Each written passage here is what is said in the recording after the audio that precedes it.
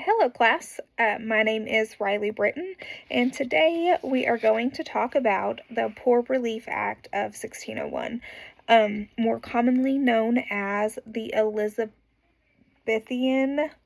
Poor Law. This was enacted in 1601 during the reign of Queen Elizabeth I of England. So the purpose of this law or this act was to provide a systemic approach to aid the poor and needy in England, which this law kind of set the foundation for public welfare. So there are three classifications of the poor. Number one, the able-bodied poor.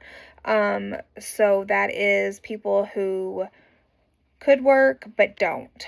And so typically they were expected to work or given some sort of work, at least a little bit. Then number two is the impotent poor. So that was people who were unable to work due to age, illness, disability, things like that. And so those people were given direct relief. So money, food, care, things like that were given to them since they could not work. And then number three was dependent children. So typically the dependent children were often placed in like an apprenticeship or required to learn a trade of some sort. And so the responsibility for helping the poor was placed on local parishes. So each parish collected a tax called a poor rate from property owners to fund this relief. And overseers of the poor were appointed to make sure that the money was given fairly, properly, and that able-bodied people were actually working. And so this law helped reduce a lot of the begging and embarrassment, things like that, by creating a structure and accountability.